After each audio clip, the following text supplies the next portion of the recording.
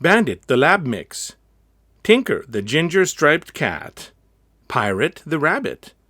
3 very different pets with very different owners. The only thing in common is that they are missing.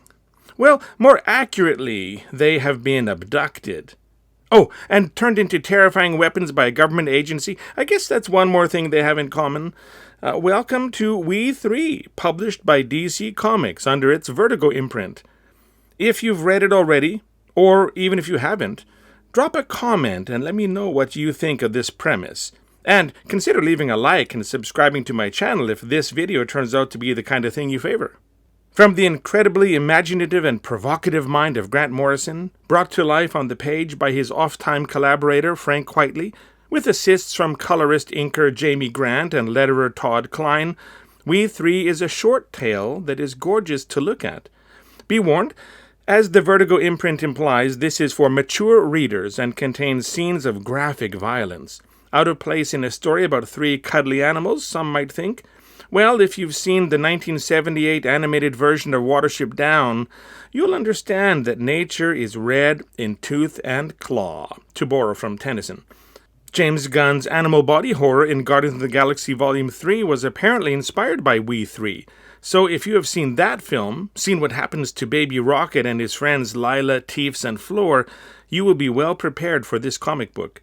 Just 3 issues came out in 2004, easily enough to tell the complete story. The animals successfully complete an assassination assignment on enemies of the state. At their base, a senator praises the project members on their accomplishments, but is disturbed when Bandit, codenamed 1, talks to him. I am good. Are you good too? Is good dog? Tinker, codenamed 2, chimes in. Men stink. Boss, stink. Hungry. Pirate, codenamed 3, expresses simpler, typically rabid thoughts. Grass, eat. Now, eat. Bandit, 1, is the leader and operates as a small tank. Tinker, 2, is called a lethal stealth machine, apt designation given its speed and razor-sharp claws. Pirate, 3, carries mines and poison gas. Each of them is deadly, and together they are a very effective kill squad. And they will all be decommissioned now that their final mission is complete. They are obsolete, and newer, deadlier animal weapons are ready for the field. Among them, the massive and horrific Weapon 4, an English Mastiff that is basically a larger and more powerful version of Bandit. The project lead, Dr. Roseanne Barry, finds this unfair. The team has performed above expectations, better than any of the other animal candidates. The general in charge denies her request to let the animals retire and suggests that Barry's position with the project is under review. That night, Barry shuts off security cameras and releases the team. Some project members are disposed of as the animals escape. They were just in the way. But as Barry unlocks the main door with her ID card, expecting them to take her out too, as she feels she deserves it, the animals just blow past her and disappear into the night. Now begins the journey of our unlikely protagonists. They just want to get home, wherever that may be. They are being hunted by an agency that doesn't want the existence of this project known. They're being pursued by soldiers and other animal weapons.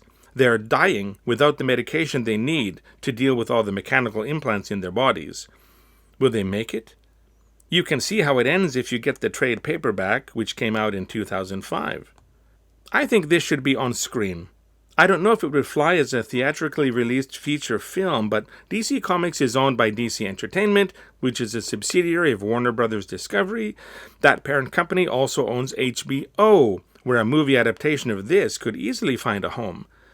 If it ever gets made, it would have to be animated, but I would really love a CG style that replicated the incredible art of Frank Whiteley, as opposed to something more photorealistic like the recent The Lion King remake.